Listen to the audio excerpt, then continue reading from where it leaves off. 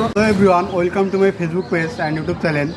আজকে আমি একটু শেয়ার করব, সেটা হচ্ছে আমরা শিক্ষিত লোক হয়ে একটা ট্যাক্সিওয়ালা বা রিক্সাওয়ালাকে বলতেছি এই খালি যাবেন, আর রিক্সাওয়ালা মামাটা কি বলতেছে, মামা আপনি কোথাও কোন দিকে যাবেন। তাহলে আপনি শিক্ষিত হয়ে ব্যবহার করতেছেন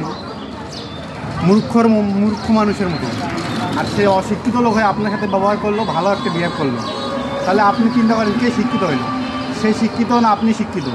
আপনি যদি ওই লেভেলে থাকতেন, আপনার বাবা মা যদি আপনাকে পড়ালেখা না করাতো, তাহলে আপনার পরিচিতিটা কেমন হতো? তার পরিবারে খাতে জোটানোর জন্য সে হয়তো আজকে রিক্সা চালাচ্ছে, তার বাবা মা টাকা উপার্জন ছিল না বেশি, যার কারণে সে রিক্সা চালাচ্ছে। সে তো চুরি না করে, চিন্তাই না করে।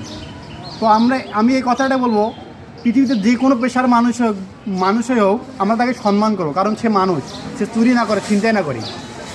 যার কারণে আমরা বাসওয়ালার ড্রাইভারকে বা একজন ট্যাক্সিওয়ালা বয়স্ক দাতা, এদের কখনোই আমরা অসম্মানের সহিত কথা বলবো, সবসময় ভদ্রতার সহিত কথা বলবো। আর মানুষের একটা কথা আছে, চরিত্র ব্যবহারের বংশের পরিচয়।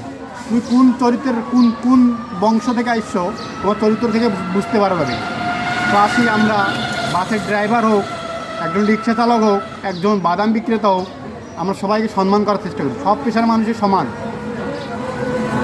তো আজকে পর্যন্ত যদি ভিডিওটি ভালো লাগে অবশ্যই ভিডিওটি একটি লাইক দেবেন। পাশাপাশি আমার এতক্ষণ সঙ্গে থাকার জন্য অসংখ্য ধন্যবাদ। সকালে আসসালামু আলাইকুম রহমতুল্লাহ। আপনার সবাই দোয়া করবেন। আমি পেজটি খুলছি আমার বোনের জন্য, ওকে আমি মেডিকেলে পড়াবো, আর আমার বোনের জন্য আর আমার জন্য দোয়া করবেন। ওর পক্ষ থেকে আর আমার পক্ষ থেকে আপনার জন্য অসংখ্য ভালোবাসা। আসসালামু আলাইকুম রহমতুল্লাহ বরকাতুহু।